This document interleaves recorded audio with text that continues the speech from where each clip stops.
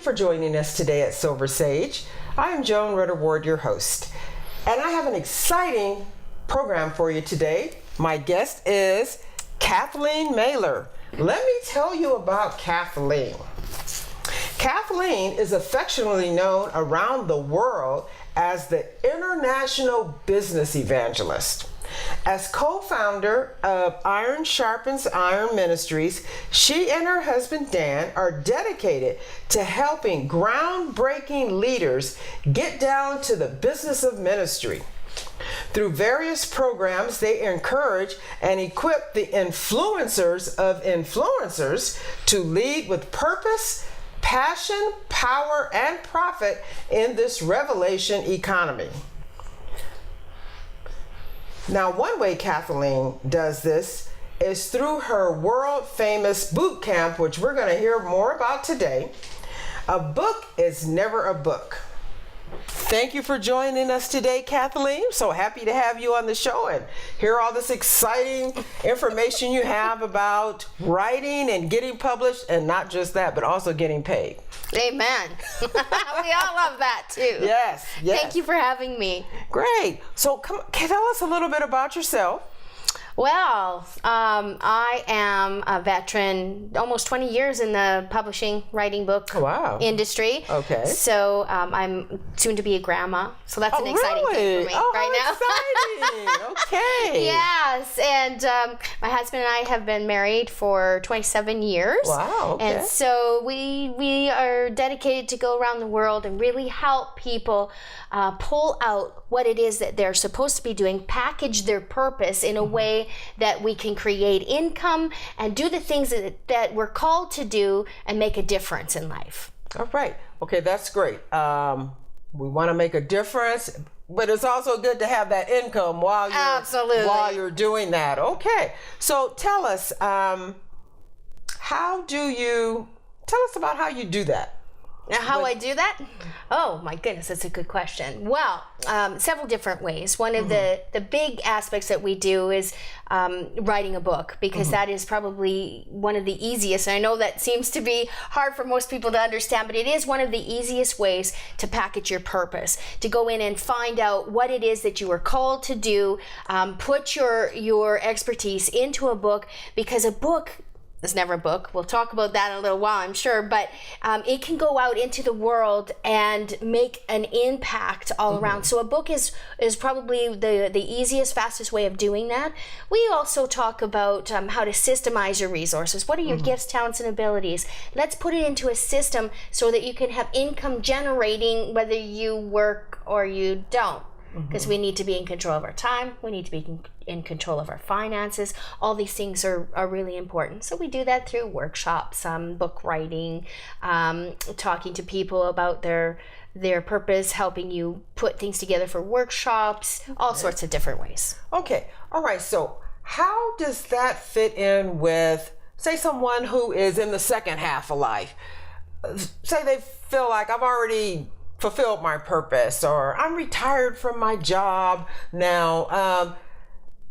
Some people do think that they've used all that they have within them. What do you say to that? Oh, that's funny.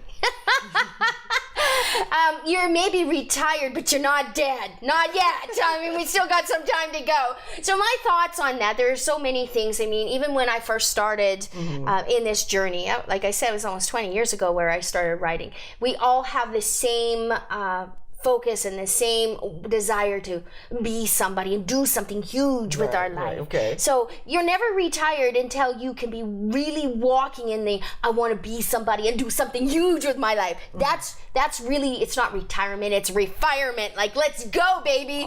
We got more to do, right? And so to that, people who think that, okay, I'm retired, I'm all used up, that is such a lie. I just come against that now, because in the second half of your life, you have gained so much knowledge. You've gained so much wisdom, and people need to know what you've learned, because only you have walked your path. right? You're the only one has been through several different things. And what happens is when when people come to me with that very same thing and say, I'm retired, I really don't know what I do. At that point, I really talk to them about, okay, so what are the things you've learned along the way? And we talk about that in the boot camp too. What are the things that people come to you all the time for advice?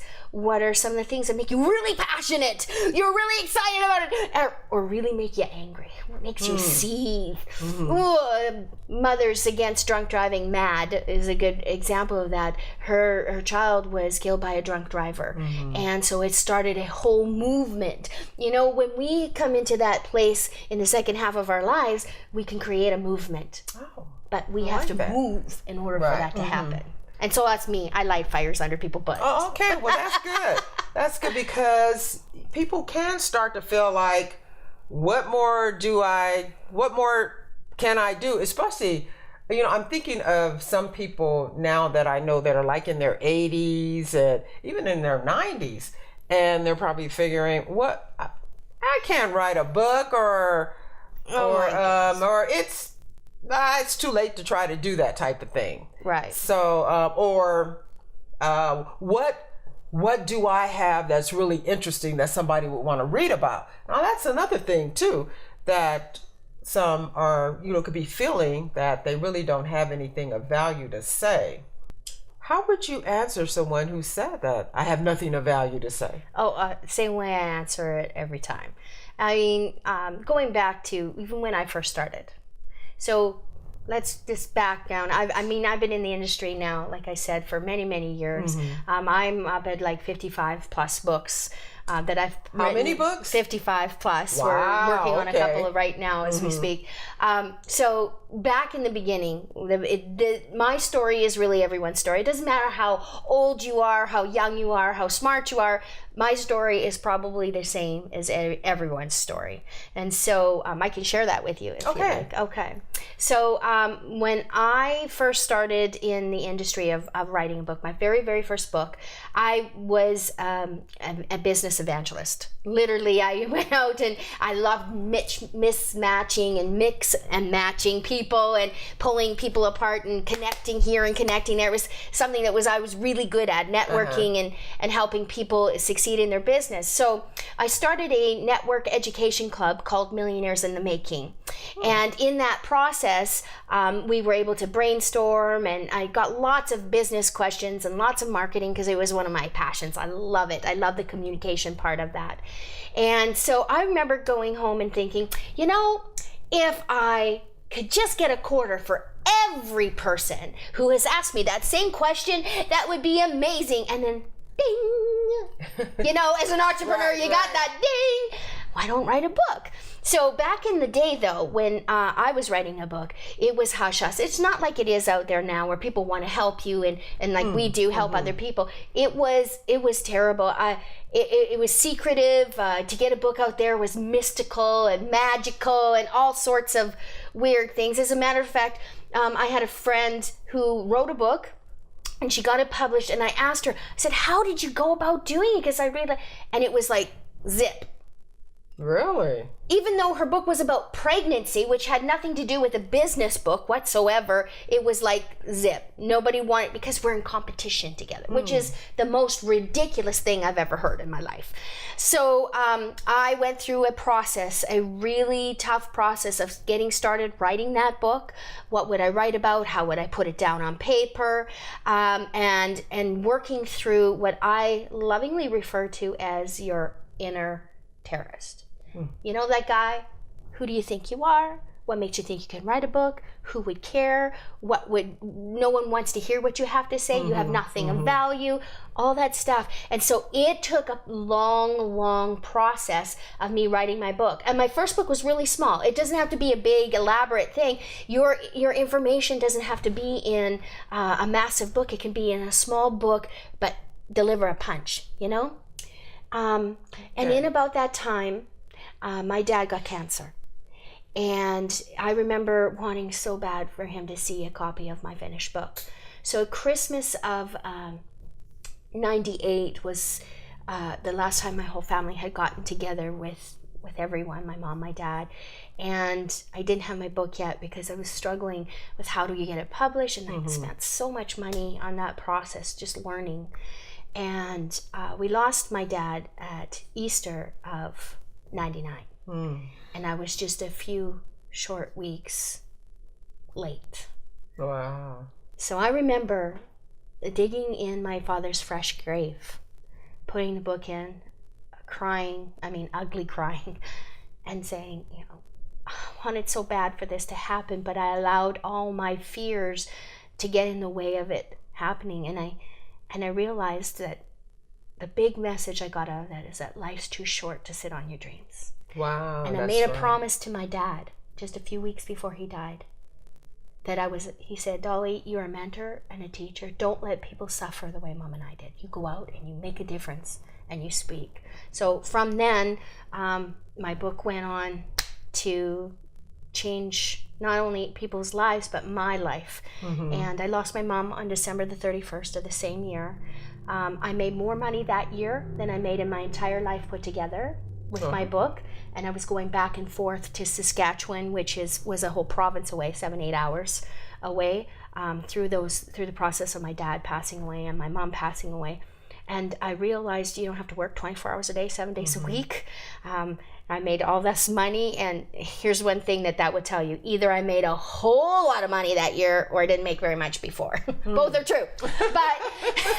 But through that process, I really realized we can't sit around. And that, of course, went on. My book went on 55 books later. It made millions. Wow. Because it opened the door. That's why a book is never a book, because it'll open the door to so much more than you could ever imagine. A book is never a book. Okay, well, I'm going to have you expound on that a little bit more after we return from our break, okay? We're going to take a break right now, and we'll be right back to find out, how is a book never a book? They call me Maxie, but I prefer tripod.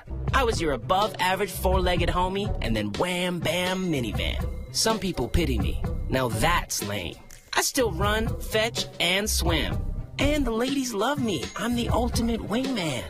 Just don't ask me to high five.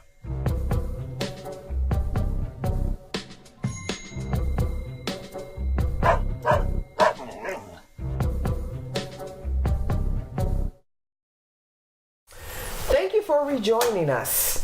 I'm here today speaking with Kathleen Mailer, and she is going to tell us what the phrase means, a book is never a book. Tell us about that. How is a book never a book? Oh my goodness. The reason I called it that is because people were finding out through the writing process it can mean so much more than just a book. I always laugh and tease people, you thought you were coming to write a book. At our boot camp. So what I mean by that is a book can be a healing agent. So when you learn, one of the things we teach in the boot camp is a formula that you can use to pull that book out and make it easy so you never lose your spot. And in that process, people are finding healing through that process, as they're writing their book, bringing things up, and it's a wonderful way of actually healing, so that they can have closure. So a book is actually more closure in that area of healing to go out and make a difference in the world. So it can be a healing agent. If you're in business, it's a great lead generator. So my first book, for instance, Breaking Through Your Business Barriers, we sold like 80,000 copies in its first year. And that was a great business boost for me. Not only did I make money from the book being sold, but it was a lead generator for workshops, for audio programs, for coaching programs. It built my Millionaires in the Making Network Club up. So it was a great lead generator as well. A book is never a book. It can be an open door to your destiny. I remember Paul Larson, who's given me permission to tell his story, but Paul came to me and he says, you said everybody's got a book, huh? Everybody. And he was literally pushing me like this. Show, prove it to me, prove it to me. I said, if you quit pushing me, I will. So in very short period of time, it was less than 6 weeks from conception to doing a book signing in a major bookstore. Wow. Don't do that to me, it's pretty fast, but we did it. But what was so wonderful, his book is, are you ready for the title? Too Afraid to Live, Too Scared to Die. And it was his story of his struggles with suicidal thoughts and his healing through that process. That book went on to be on the syllabus of the Athabasca University, which is a nursing program. So if you don't know what a syllabus is, it's mandatory reading. It went on to be used on many different platforms in the mental health industry, and on and on and on. So it can really be a platform to your purpose. And a book is never a book. It can be a way to create income, to create wealth. One of the things we talk about in the boot camp is how to, when you have the idea, you're not even finished the book yet, you need to, before you start writing, think about the marketing aspects. And a lot of people shy away. I don't know, making money, marketing. We're all marketing. We're marketing as we're sharing this story. I mean, come on. Marketing is not a nasty word. Right. What it is a sharing and a telling of your story. That's really what it is. So in that process, you could create income. I had a lady come who could barely afford to come to the boot camp in the first place, and she told me, that I need help. So she learned the marketing aspect in it, and I showed them how they can use their book with the conception, the first idea, and to go out and get what we lovingly call magic multiplier clients and put money in her bank account.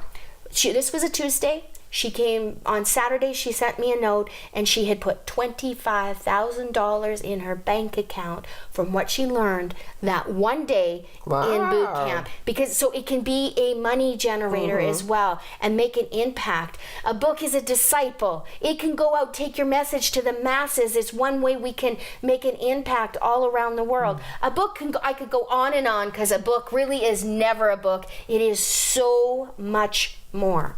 So much more. Wow, that's a really interesting concept. And the whole thing of having people having knowledge that others want to know about, but you're not aware that you have this knowledge, or that your experiences are marketable, or that somebody else even wants to know about what you have to say. Exactly. Well, that's what I usually talk about.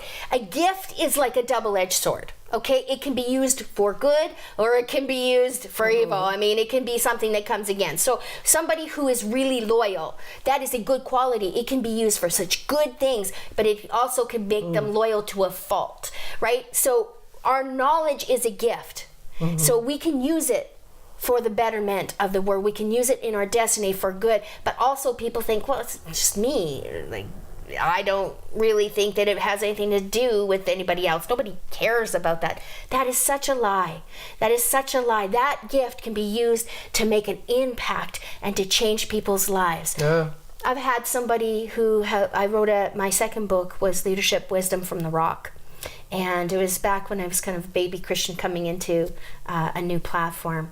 And my brother, as a matter of fact, read the book. I was really nervous about that. He's much older than I am. Didn't know each other really well. I'm the baby of 7. Oh, okay. Anyway, he was at church one day, and he felt a leading to give the book to someone else. He called me, and he said, I just want to talk to you about this book. I'll tell you the whole story another time because it's kind of funny. I hung up on him. I won't tell a story now, but in a good way. But he had given this book to someone else, and they come back and they confessed that they were thinking about committing suicide. And the book reached into their hearts, and they realized they just can't do this.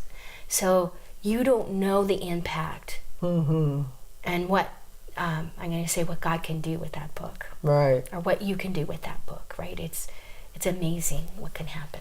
Wow, that's really something. So don't hoard your story.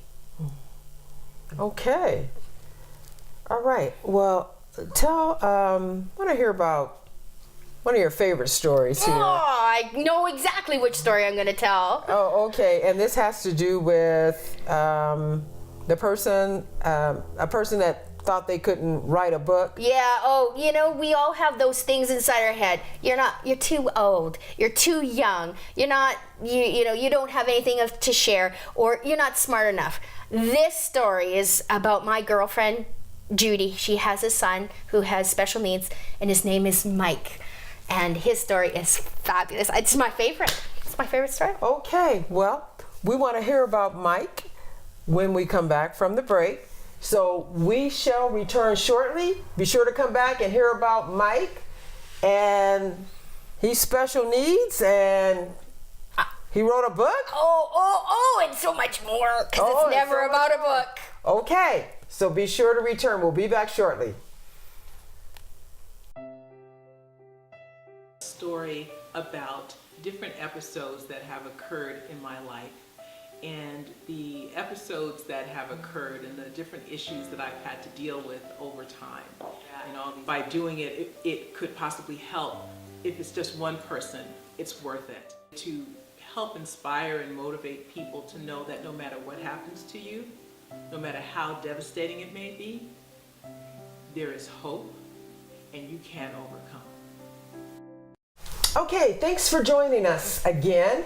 And we're going to hear the story about Mike now. So Kathleen, tell us about Mike. Mike is my hero. So when I wrote my very first book, and like I said, it's a few years ago, so Mike's already in his 30s now, but he was about 16 when I wrote my first book. And I went to Saskatoon, which is the area in Saskatchewan where I grew up, and I was on TV and in the newspapers and on the radio doing a media blitz with the book. And I took Mike with me to the green room, and so he got to go with me to see what the TV sets are all on. He was having a blast. As a matter of fact, his favorite radio station was CJWW, it's country music, and they were interviewing me. So he decided he'd stay outside in the truck to listen to me on the radio right outside the station. It was so much fun. So at lunchtime I said to him, where would you like to go for lunch? Should we go for lunch? He goes, yeah, I want to go to McDonald's. His mom and I were like, okay. So we went to McDonald's, and he said, that's it, Kathy? I want to write a book. And I said, okay. I picked up my pen, and actually I picked up a napkin and a pen. I said, what do you want to write about, Mike? And he said, Pussy Pussy. And okay, his cat's named Pussy. Come on, okay. Pussy Pussy. And so I wrote it down, and he told me what he wanted to write. And within a few weeks, he was doing a book signing. We had his book published, and out there he was doing a book signing. That kid sold 200 books at his very first book signing. He raised funds for Fragile X, which is what he has. So he became a fundraiser for Fragile X, so a percentage went to that. Mike went on, he's in Special Olympics, and he's gotten golds and silvers for curling, and on and on. Mike has been continually sharing his message of just who he is. I mean, I had him at a conference, and I brought him up to interview him about things. It was very exciting, But here's the thing. So when Mike got the book done and he started doing all this, all of a sudden now he's interviewed on TV. So he phones me, and I fly from Calgary to Saskatoon in his living room because they recorded it. I wish I had I could have got a copy of it. But so we're sitting in there and we're throwing popcorn back and forth. And then his mom comes in and gives us heck. So we had to sit down and go, ooh, Mike, a big movie star. Shh, shh, shh, it's on. So we're sitting there watching, and the interviewer talked to him a little bit, and he said, so Mike, what made you think you could write a book? And Mike said, I didn't know I couldn't. Wow. So what, and then the interviewer turned beet red, and he said, so what would you do if you didn't know you couldn't? Classic. This story has been shared all over the world. Mike continues. As a matter of fact, he just did his first concert, and I love bringing him in because he is such an inspiration, and all he's doing is just being himself. See, he didn't know he couldn't. Wow. What would we do if we didn't know we couldn't? That's why he's my hero. I often think about that when I'm starting something new. I can't do this. Well, what would I do if I didn't know I couldn't? Well, I'd take this step and this step. Pretty soon, here I am, running around the world, speaking all over the place, doing the things, building self-sustaining communities in Barbados and in India, because I didn't know I couldn't. Wow, that's something to keep in mind and think about here. What if you didn't know you couldn't do something? What would you do? Wow. Interesting. Okay. That's food for thought. Amen. So is there something that you're out there thinking that you can't do? And what would you do if you didn't know that you couldn't do it? Okay. I have to meditate on that a little bit. Okay, well, Kathleen, we're going to end here. Or do you have any closing words of encouragement for someone out there? Or, I mean, that right there was... was the icing on the cake. Yeah, that was. So I will say, though, that Mike's story went on to impact a grade 6 class. I was asked to come into an English class in grade 6, and I told the story of Mike. And so my question to them is, to write a story, what would you do if you didn't know you couldn't? We had presidents and prime ministers and hockey players and basketball stars and professional speakers all over. But what happened is I published their stories in a book called Tweens Talk. And so they became published authors. And all of their English marks, the teacher said, all expanded. Where she was having some people who were failing in D's, it actually went into the lowest grade average was a C. wow. So you matter. Your story matters. Your life matters. The things you have inside of you matters. And for some people are literally dying for that message. Wow. That's really powerful. And to think that. Okay, Kathleen, well, I want to thank you for joining us today and giving us that inspiration that, you know, no matter where you are in life, no matter what age you are, you have more to you than, you know, what you even realize. Okay, now Kathleen, you can find more information about her. Go to our website, and there's under the guest information page, you can find her there. She has a link to her information. You can find out how to contact her and also find out more about some resources that you have. Absolutely, yes. What are these reresources? Some of them are how to write that book, publish with ease, and make money now. I have videos. I also have 7 ways to use your knowledge to create wealth. So there's just a few things that we have on there, free resources, just to inspire you. Yeah, get you moving. All right, so go check it out and get those resources. And who knows, we may be hearing from you soon as far as having a published book. So thank you for joining us today, and we'll see you again soon.